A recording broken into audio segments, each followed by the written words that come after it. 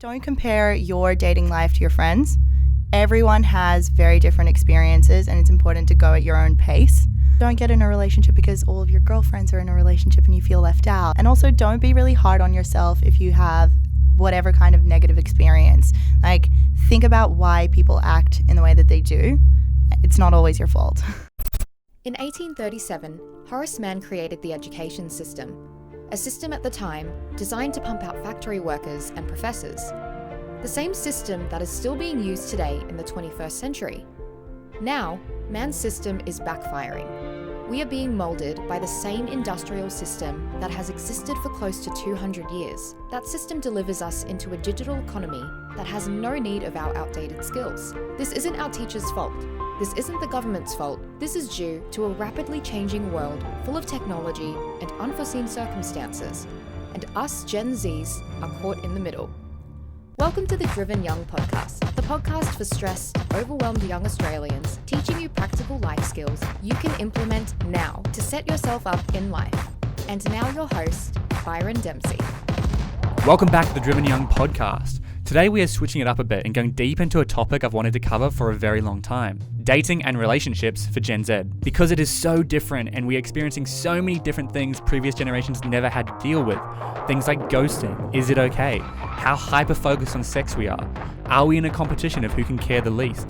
Why are we so strategic about our responses and how overloaded we are with options? This and many more topics are what I cover in today's episode with Natasha Larcos. Growing up in Europe, Natasha is a Gen Z just like you and I and is dated in many different places from around the world, giving her a unique perspective on Australia's toxic dating world. She's also the co-host of the Unofficial podcast all about dating and exploring relationships. This episode is a topic I've wanted to cover for a while now, but I really wanted to bring in someone young who understands what Gen Z and what we are going through. Because things like Tinder and other apps are so new, previous generations are completely unaware of the struggles Gen Z faces when it comes to dating, when it comes to sex and relationships. So today's conversation, we discuss all of this in detail from a perspective of a Gen Z male and a Gen Z female. And for any young listeners, there is no crude language or explicit detail, and I really think this conversation will be valuable to you, so please do not click away. Now, over to Natasha. Natasha, welcome so much to the podcast. Thank you very much. It's good to be here. So this is a topic I've wanted to cover for a while, which is dating, especially for Gen Z and millennials, kind of younger people. Yeah. But before we dive into all the nitty-gritty stuff, I just want to know a little bit about you. What did you do after high school and what are you currently up to? Okay, so I grew up in Cyprus, which is a little island in Europe. And I was in high school over there up until maybe year 12, and moved to Australia with my whole family mid-year 12. Tried to go to high school here, didn't really like it, so I dropped out, and I ended up doing a bridging course at uni, and that's how I got through and did my bachelor's. Mm-hmm. So didn't finish high school, did my bridging course, did a Bachelor of Business Leadership and Commerce, majored in entrepreneurship and marketing. Really, really enjoyed that. And for the 4 years that I was studying, I did a lot of internships and also tried to be a little bit entrepreneurial. Started my own events company with one of my closest friends, and recently started a dating podcast with another one of my closest friends. You're very entrepreneurial, which is something I like to talk about because I feel like we don't learn much entrepreneur stuff in school. Well, you wouldn't know, but in Australian high school, we don't learn anything about entrepreneurship, really. Yep. I think it's really important. And so how did you end up starting your dating podcast? And why are you talking about a dating podcast? Like, why did you decide to go down that road? Right. So early last year, I was at a birthday brunch and I met a very, very cool chick who became one of my best friends. And about 2 hours into meeting her, I said, "Hey, I'm going to Europe in 6 months. You should come with me." And she said yes. And we put a little bit of a group together and did a month-long trip in Europe. And obviously when you're traveling with people that you don't really know, you're sharing a lot of the experiences that you've had in the past. And one of the topics that we kept covering was our dating lives. Yeah. And how different they were, especially for me, predominantly dating in Europe versus my friends who had been dating in Australia.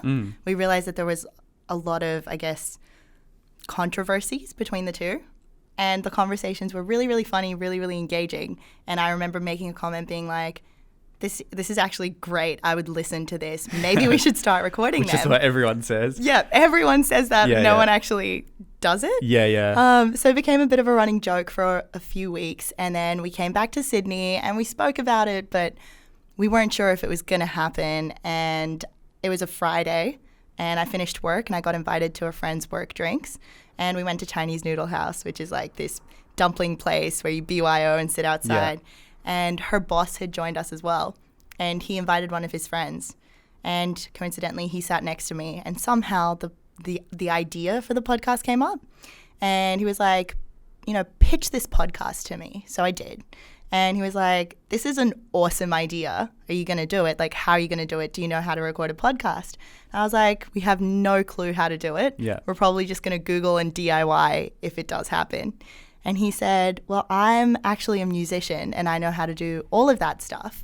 So if you're serious about it, send me a message and I'm happy to show you the ropes. No way. And, 6 months down the track, he is our producer and editor and now very, very good friend.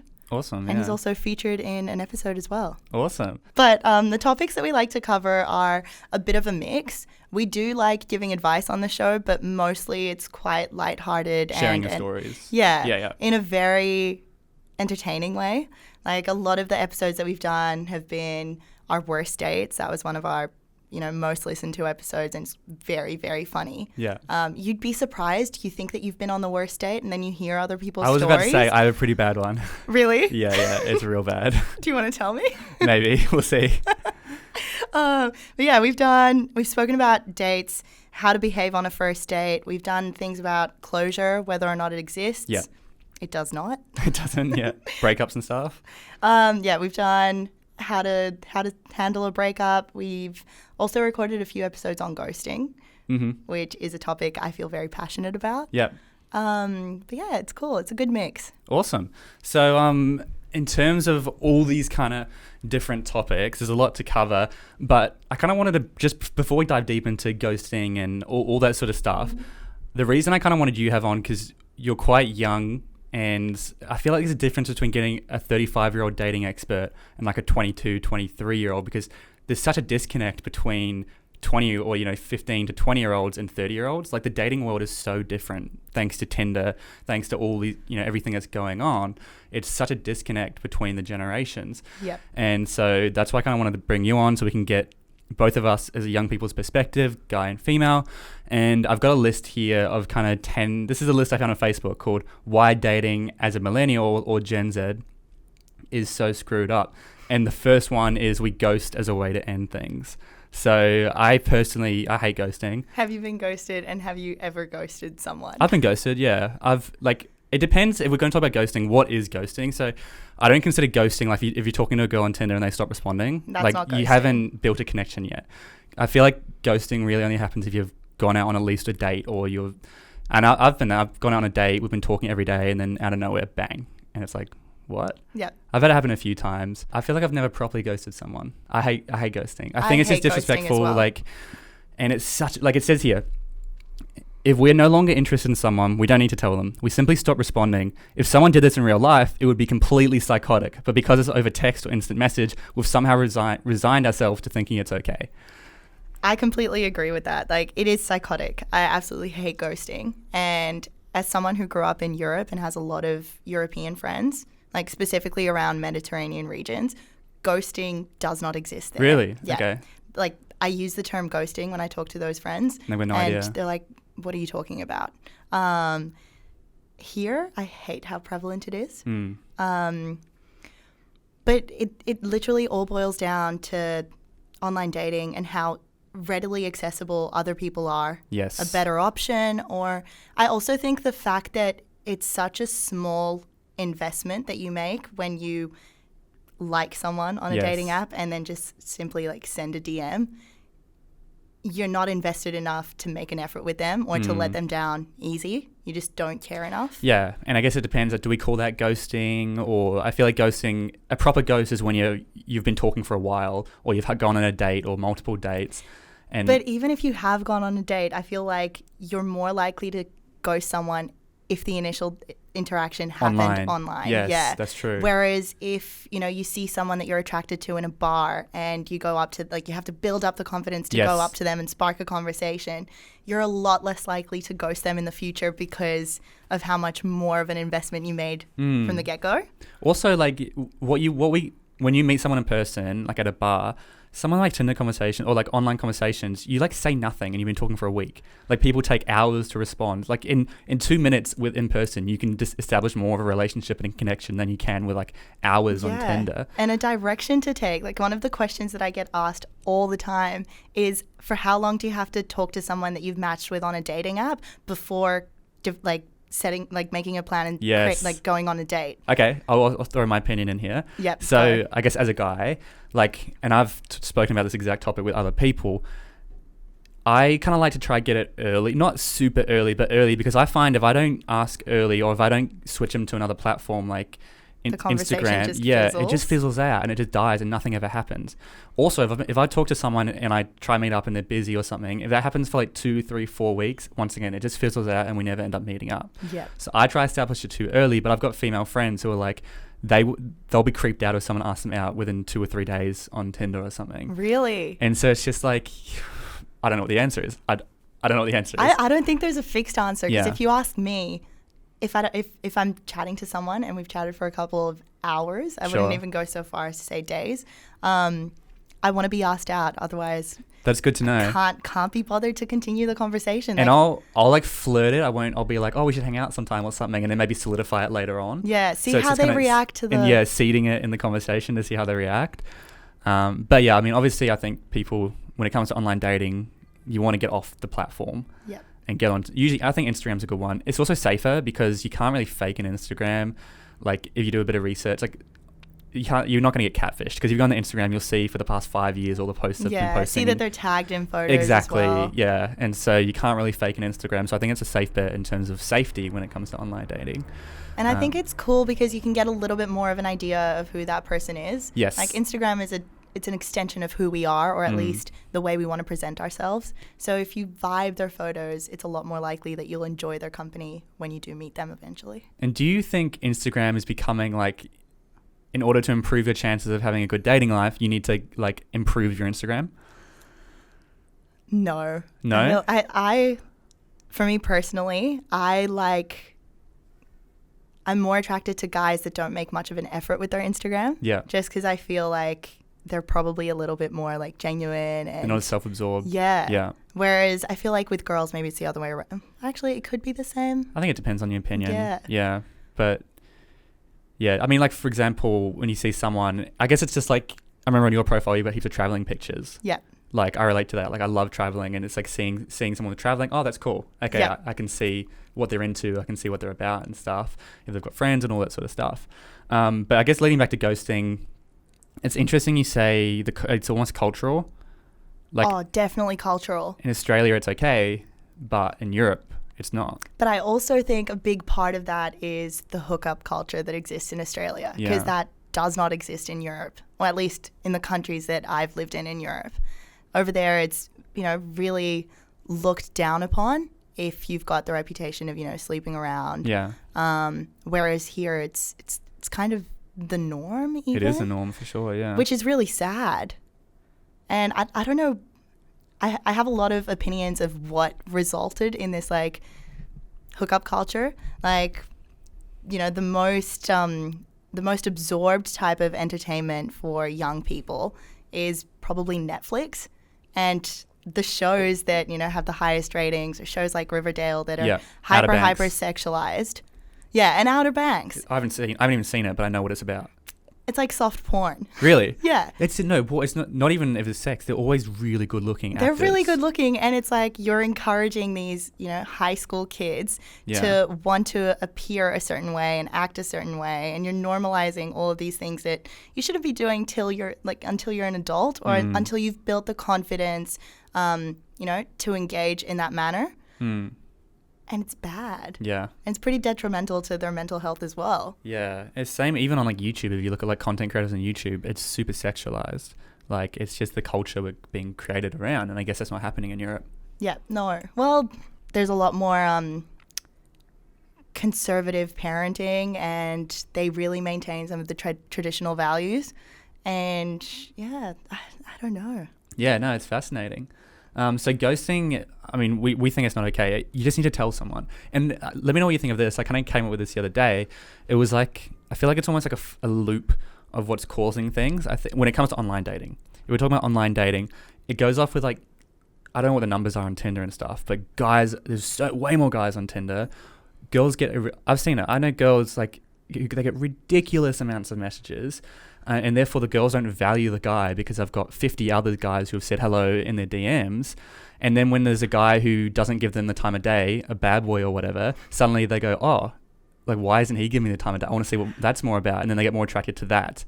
Yep. And then the nice guys go, oh, well, being a nice guy isn't working, so I'm going to become a bad boy, or like, and start. That's an interesting theory. And start treating girls worse on purpose to get that reaction. And it kind of like loops. And that was something that I just kind of came up with the other day, and I was like, I wonder if that's like, I could make a graph out of it or something. You should. That would be really funny. I don't know. I also feel like it depends on the dating platform, because I feel like on Hinge it's pretty balanced. Hinge is way more PG. Yeah, I have not touched Tinder in years. Tinder's hardcore. Yeah. Yeah. I feel like Tinder is very casual, and then Hinge is more if you're looking for something a bit more serious. Yeah. Bumble is maybe in between. Yeah. If we're talking about online dating, like for those of you who don't know, Hinge is, as I mentioned, it's quite more PG. It's also, your profile has like... it takes a lot more time to create your profile. Yeah, your profile has like little responses you make, and you can respond to those responses. So it's not just, hey. Yep. It's like a little paragraph about yourself. Well, not even a paragraph about yourself. There's prompts, and you can either fill them in, and I guess it gives more insight to who you are, and you have to spend more time thinking about what you want to be perceived as. Yeah.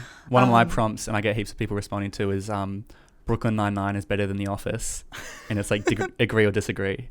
And so it's just little stuff like that, and that helps the conversation. Yeah, instead it's of easy going, to spark a hey, conversation. how was your day? Oh, my day was good. How was yours? Oh, cool. What do you do? Oh, I study at uni. I work at... It's so boring. It is. Like, that's what I kind of call functional conversation. Yeah. And I try to stay away from functional for as long as possible, because I want to see the banters there first. Yep. But yeah, let's move on to this list. We've kind of touched on it, but number 2, this generation is hyper-focused on sex. So sex is scarily available. We have it simply within the swipe of a finger. There's zero effort made into getting to know someone for who they truly are, unless we're willing to undress and show the most sacred parts of ourselves first. Very true. Very true. It's sad because it's even from like the very, very young ages. I feel like I mostly speak to girls about this kind of stuff, but girls feel like they need to have sex really, really early on in order to keep the guy sort of interested. Sure, yeah. No, yeah, I've seen that. And like my little sister she just turned 18, so she's still in high school. And I see it a lot with like girls in her year group. Yeah. Like I didn't act that way when I was in year 12, but obviously I had a very different cultural experience. But also social media. Like you're constantly seeing all of these celebrities that you aspire to look like, and they're dressed in really, really skimpy clothing and posing really provocatively. And I mean, that's what they look up to. Yeah. Yeah, it's dangerous. And that links back to the whole Netflix thing we were talking about. Yeah. And yeah, it is super dangerous. Like my school was pretty low key when that sort of stuff. I didn't really experience it because I was dating a girl in high school. So I didn't really experience that kind of hookup culture at parties and stuff. But I have heard crazy stories of people in like Brisbane and some of the private schools in Sydney, like unbelievably like freaky stories, like sexual stories that are like, oh my God, I can't believe this is happening. I was going to ask you about that. Did you go to a co-ed school? Yeah, co-ed. Okay, I think co-ed is the best kind of school you can go to. Okay. Because you learn how to interact with someone from the opposite sex. I know a lot of kids that went to all girls and all boys schools, and then they went to college when they first started university. And it was a foreign territory. Oh my God, it was awful. Like I went to some of those college parties, and it's like testosterone levels are at an all-time high. Yeah. Kids are acting like absolute animals. There's casual sex happening everywhere. And I think that that's just a lack of not knowing how to interact. Yeah. And obviously a lot of like alcohol abuse, like getting incredibly drunk and making really, really dumb decisions. The whole like hazing thing that happened at. I don't even know what that is. You haven't heard of hazing? No. So I think it was Channel 10 or maybe Channel 9 that did a whole documentary on it.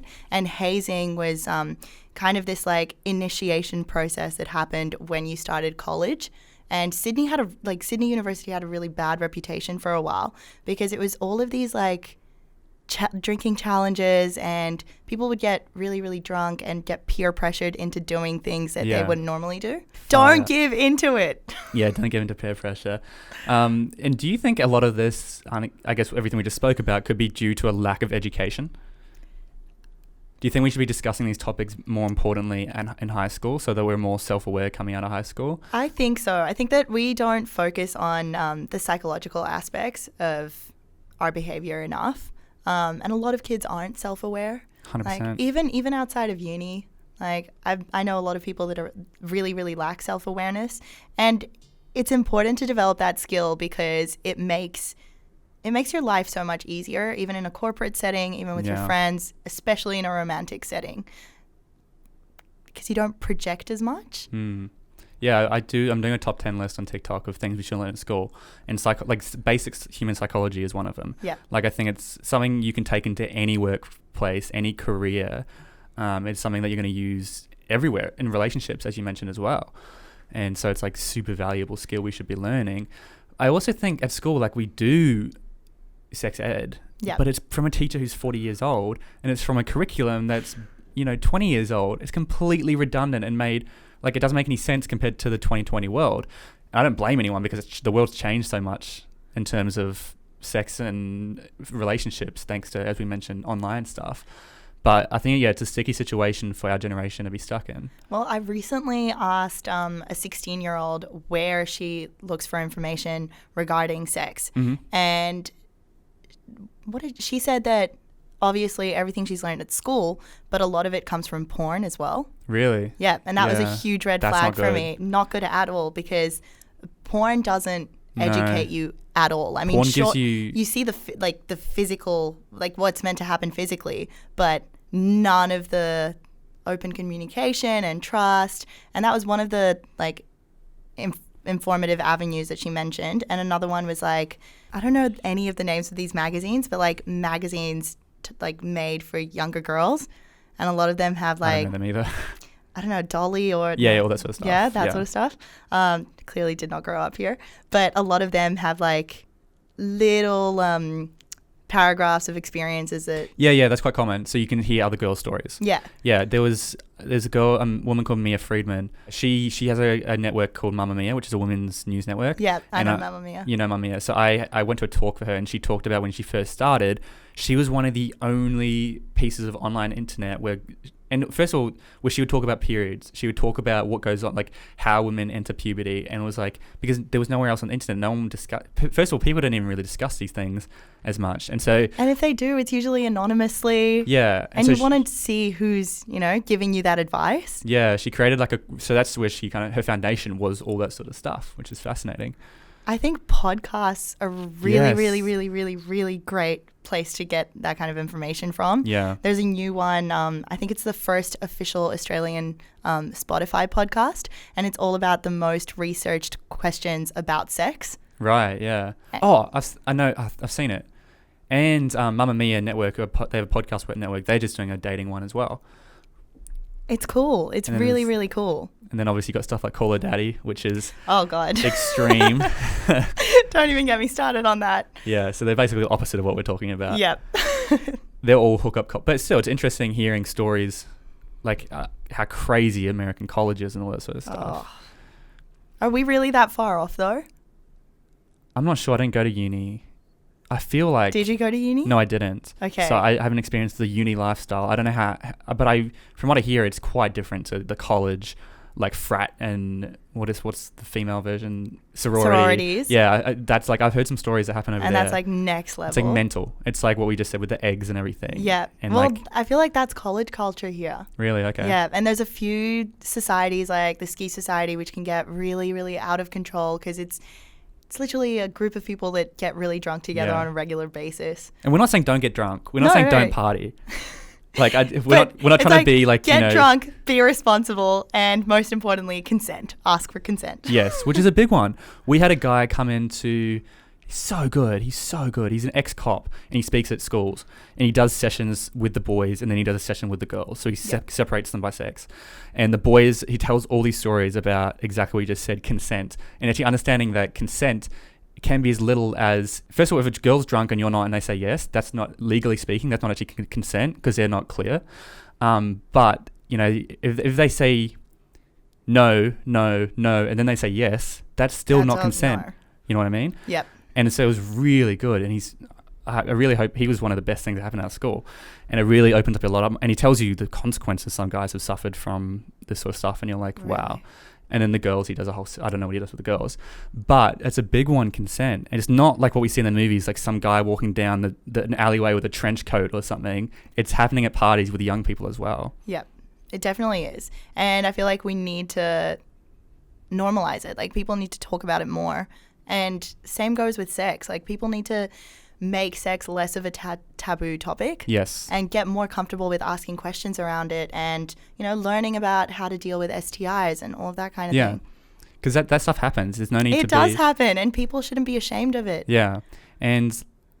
because that's another thing at school, like, you're not going to have that conversation with your teacher, right? No. Who's 40 or like, even like 35, 40, like, we should be doing stuff at school where you can have that conversation. And you're scared to do it at school because your friends are there. Are they going to judge you? Because we've got such a judgmental generation, and it's just like talking about that sort of stuff it's scary to do at school. And it's really stigmatized too. Very stigmatized, yeah. This episode of the Driven Young podcast is sponsored by me.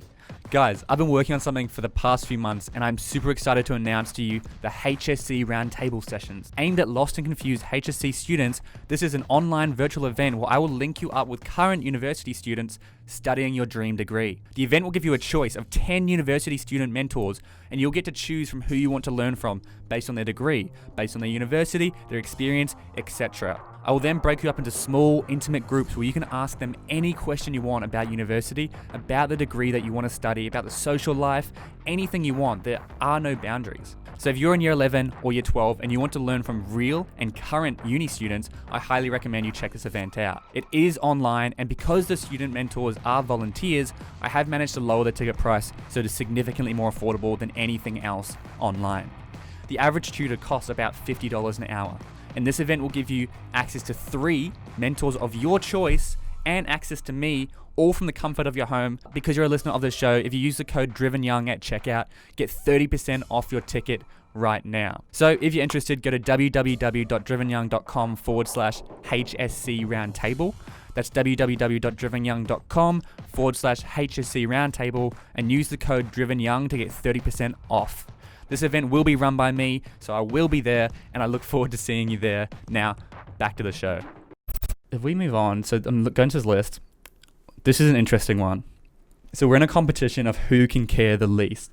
Showing actual emotions is heavily frowned upon. If we show our cards and act like we're interested, it leaves the person we're affectionate about turned off and running in the opposite direction, instead of being flattered that we actually give a crap about them. There's little gratitude for honest and happy emotions. I completely agree with this one. So do I. Yeah.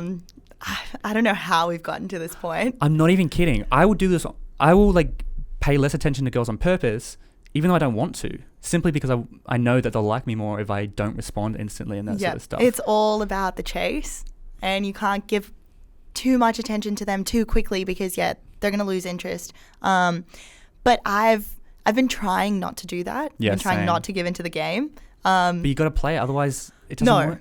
No, you've got to be direct, because I feel like I've had a lot of dating experience, and I've kind of come to a point where I'm very sick and tired of this whole chasing game. So am I, 100%. Yeah. So now I'm just really clear and direct about what I want and how I'm feeling. That's good. And, judging on how the other person responds to my directness, I decide if it's, worth giving time to or not. Yeah, nice. And that's probably how it should be. Yeah. But it's not. If we're going to talk about the game in terms of the game is when someone messages you, even if you're on your phone and you want to message back, you can't open that message because you don't want to seem desperate. And I find online, if we're talking about online dating, which is very popular because of COVID, right?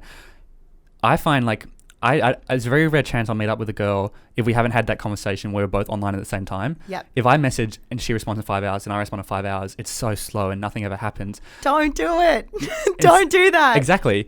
And obviously sometimes you'll be busy, but that's why I think, responding when someone's online and you can actually have a proper conversation is actually good. So don't be scared that you're gonna be, oh, he's desperate or she's desperate. Honestly, don't give into the game. It's really, really important to act the way you would. I feel like act the way you would if you were in person. Yeah. And if you're interested, feel free to show that you're interested. Literally. You don't have to hide it. If you want to reply straight away. Yeah. And if they continue, taking hours to respond and it's boring you or you're, super critical about what's happening, clearly they're not the right person. Just move on. Next. Yep. Yeah. So that's a big one. And it's crazy what people, you're on TikTok?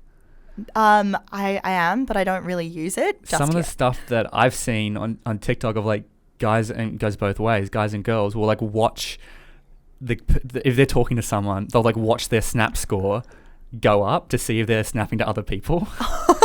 So on Snapchat you have like a score, and I don't know how it works, but basically every time you send someone a Snapchat, their score goes up. So they'll write like 400,123, and then they'll see he hasn't responded to me in 2 hours, but his Snap score's gone up. Oh my god! So he's been online, and stuff like Facebook, which tells you when you're online, and Instagram tells you they were online 20 minutes ago, but I messaged them an hour ago, and they still haven't replied. It's psychologically like manipulating, and it's so easy to be a stalker and find all this information. Yes. Like it's right there. It's also really, really hard to ignore it. Yes. Like you said, if you know that you've sent someone a message an hour ago, but they've been online 20 minutes ago, that's obviously going to bring you down. Yeah. And it's sad. It's like, oh, so they didn't message me. It's like they could have been busy. They might have just gone off their phone for a second, right? And this is where our generation has to face troubles that the other generations haven't had to face. You used to have to send a letter or something. Yep. And it would go back and forth. There was no opening. There's no like leaving it like unread or seen or whatever. It's just like crazy what they have to deal with. And you're also able to, if you've, moved from the dating app onto Instagram, it's really easy to see if they've done that with other people as well. Yeah. Yeah. You just look through their like followers, and that's in chronological order. So if their last, 4 followers were, a girl and they're following them back, then you know that they've just like switched platform with these other girls. I've never done that. I didn't even know you could do that. Hot tip. There you go. Awesome. So that was competition of who can care least. Well, you mentioned this earlier on. We're too strategic about our responses. Responding right away comes across as desperate and too available. It's amazing how millennials view the luxury of having instant access to communication as something we need to treat as if we're still using carrier pigeons. Instant messaging is just that. It's instant. But we still withhold our responses, times, and try to show that how busy and important and unattached we are. What is this bullshit logic? What are your thoughts on this? We kind of just spoke about it almost. Yeah, well, I feel like I've definitely been in scenarios where I like receive a message and I don't know how to respond, and I'll get, get the girls in the group chat. Yeah, literally get the girls in the group chat, or, start a group call and be like, okay, this is what's happened. How do I reply? Group call? Like a group call. Wow. Yeah. I've never done that. Probably when I was a bit younger, but it's you want everyone's advice on it, and at the end of the day, you've obviously overlaid this information and shared it across to all of these people to the point where you've really dramatized it in your head, and you end up like putting together this response that might be the extreme. Yeah. So I feel like that's another thing that we have to stop doing. Like, stop being so strategic about things. Just be more natural, be more in the moment, and talk about how you're feeling. And also, if you're in that situation, let's say, how long would the phone call be? How long would you guys take to figure out a good response? I mean, it depends on what has just 10 happened. Minutes? It could be 10 minutes, could be an hour. Imagine if you're putting an hour into this guy.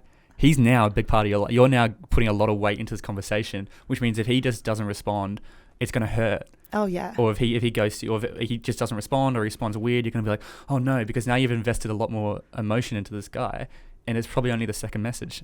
Literally. Yeah. And so that's once again where it can be dangerous. There's nothing wrong with trying to come up with a good message, but like, I think overthinking it can make it worse. Yep. And that's why I'm going to bring it back to what you said about like, learning basic psychology in high school would be really, really great, because when something like that happens or you get ghosted, instead of blaming yourself for, you might have been ghosted, and then the whole time you're thinking, oh, what did I do wrong? Like, this is so sad. Yeah. Clearly I deserve this. Like, I've done so. And you're really bringing yourself down. But if you understand basic psychology, you also understand that if you've gone on a few dates with someone and they've ghosted you, you're not the problem. Yes. It's definitely them. Yeah. Like, whether they're an avoidant type personality or they've had, shitty experiences, and that's why they don't have the skills to be confrontational enough to say, hey, I really enjoyed your company, but I don't really want to see you again. Yeah. And I've had that happen, and I've literally, this is how low the bar is. When I've said, oh, X and X called it off to my friends, and she was like, at least she told you. And I'm like, what do you, that's like is that the bar? The bar is so low. That's a positive that she is like, at least she didn't ghost you. Oh, wow. Thank you so much. But she's right. Like, I did appreciate the fact that she told me. So I was like, oh, okay. Thanks for letting me know. It's like, at least now I feel like I had closure. With ghosting, you're like, as you mentioned, you're like, what did I do wrong? You're overthinking it. Yeah, it's just a dangerous game. It really is. So we're going to keep moving on this list. We expect a perfection that doesn't exist. Social media and we mentioned this earlier on. Social media and thousands of dating profiles shoved in our faces leads us to believe that we're entitled fairy tale life that doesn't truly exist. We write people off for a minor detail and quickly look for the next best thing that will somehow also find flaws in. Yep. Instagram. All of those like beautiful Instagram couple goal photos. Yes. I have a friend that has an account like that, and then obviously I'm quite close with her, so I know for a fact that their relationship is not at all. Yeah. And I'm like, why are you building this image for other people?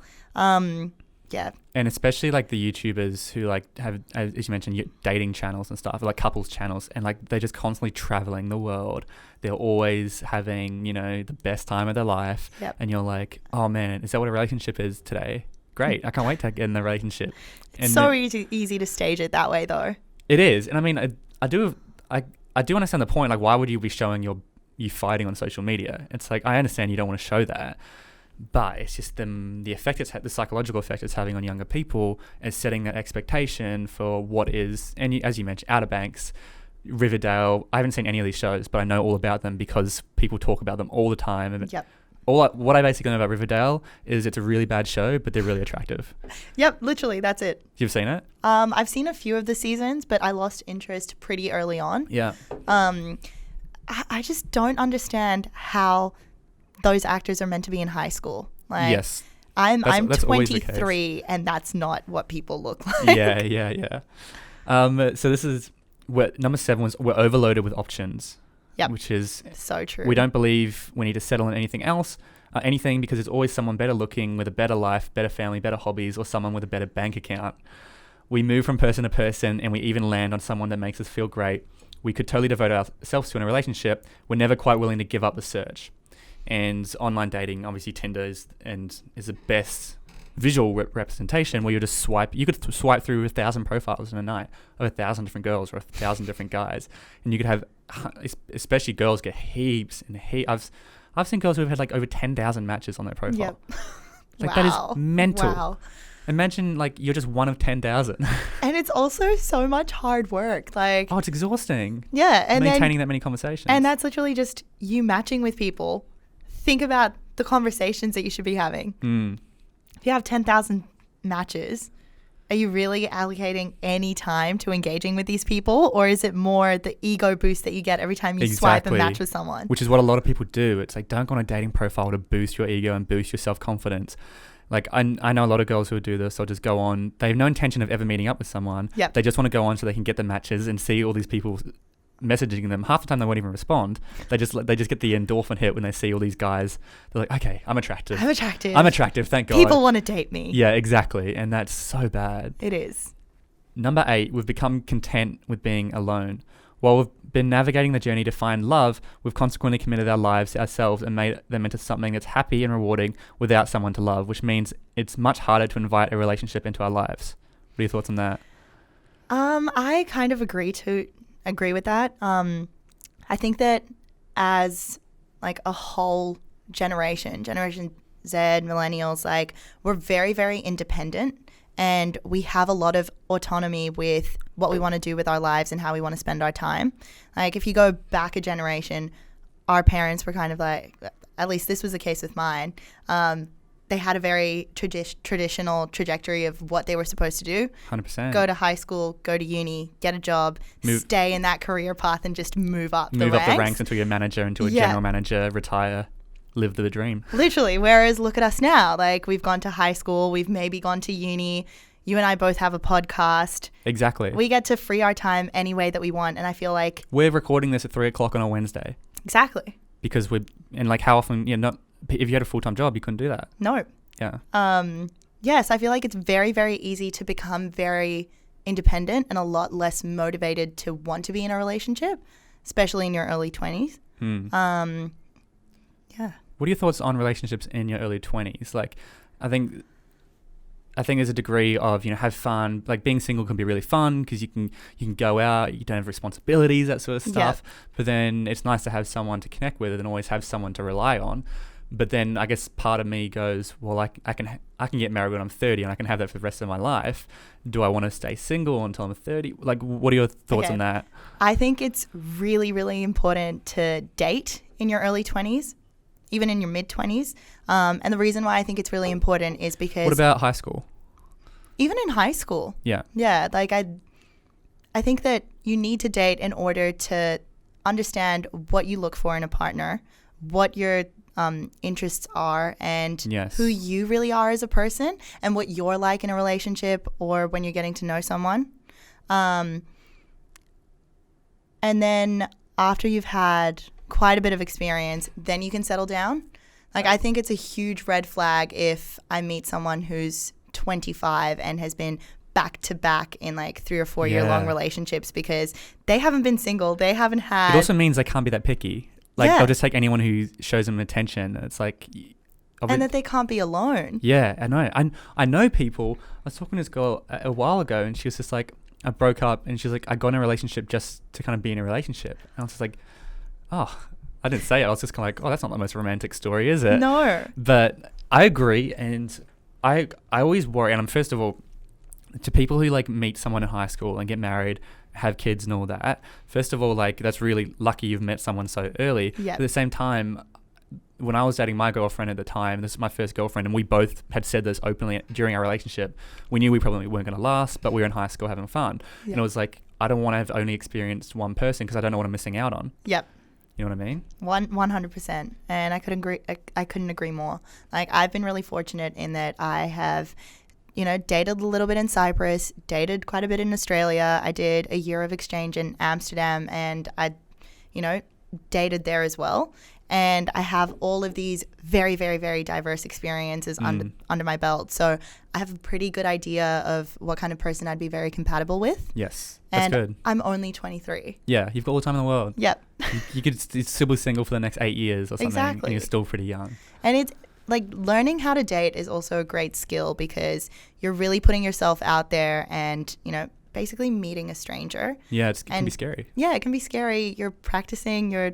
not public speaking, but the way you come across, what skills and attributes of yourself that you're really proud of.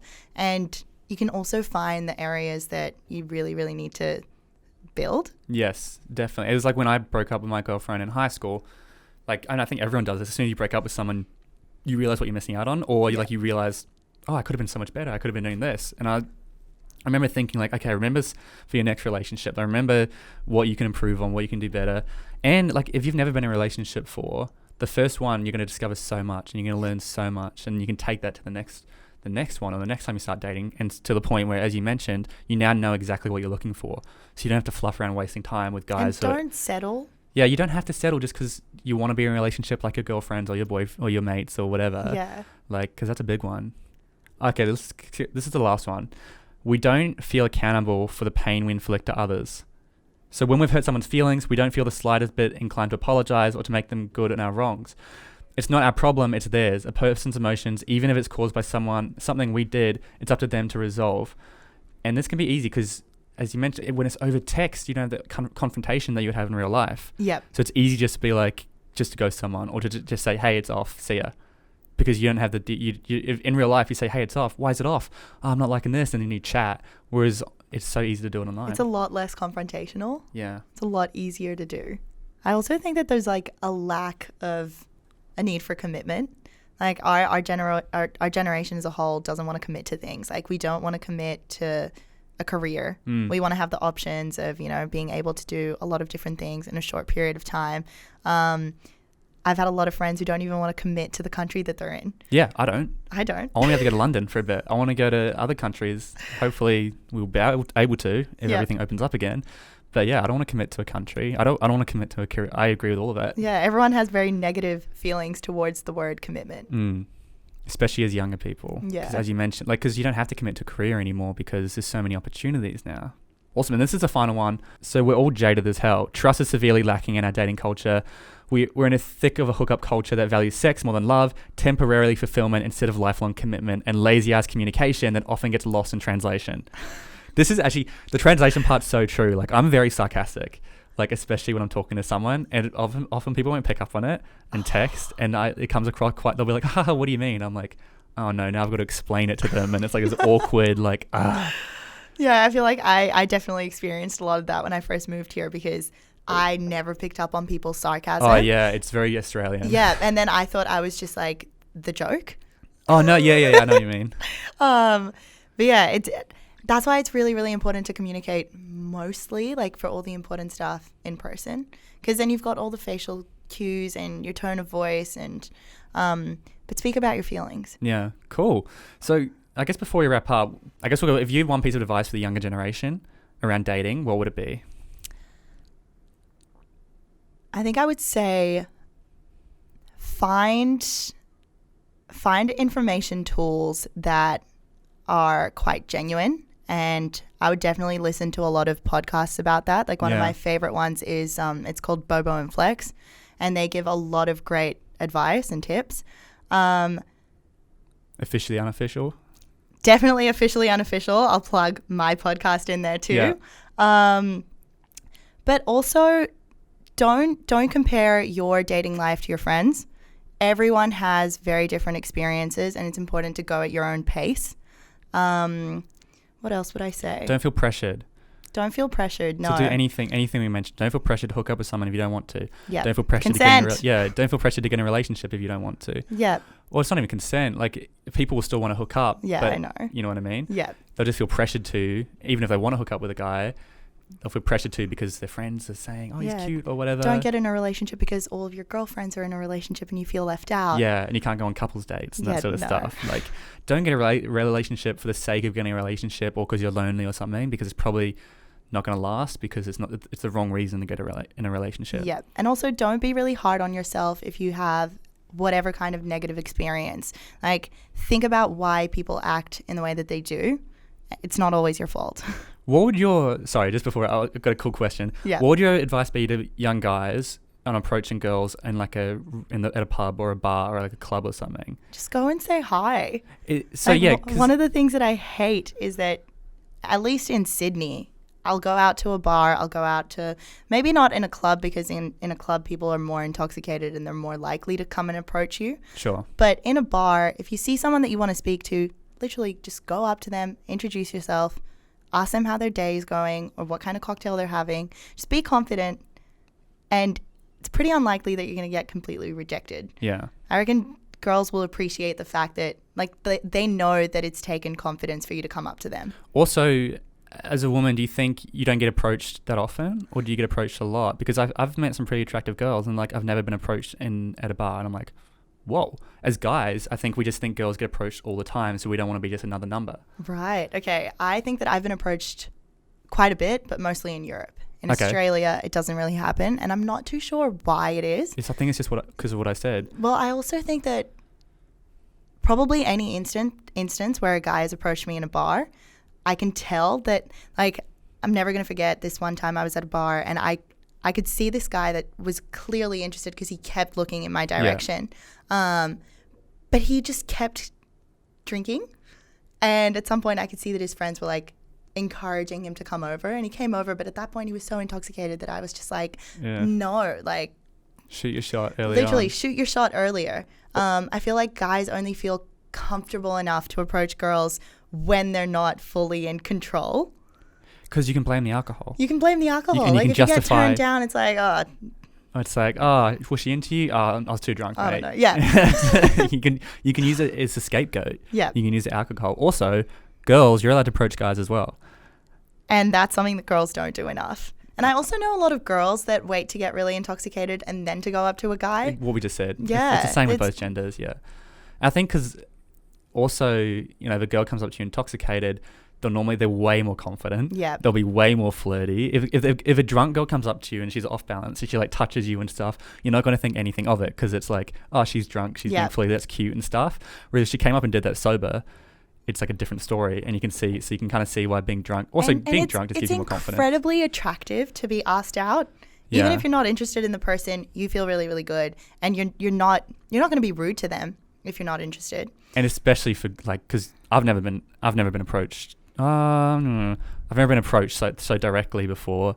I've had people approach on the dance floor and stuff, but like it just doesn't happen with guys. Really? Into being approached, very, very rarely, unless they're very good looking.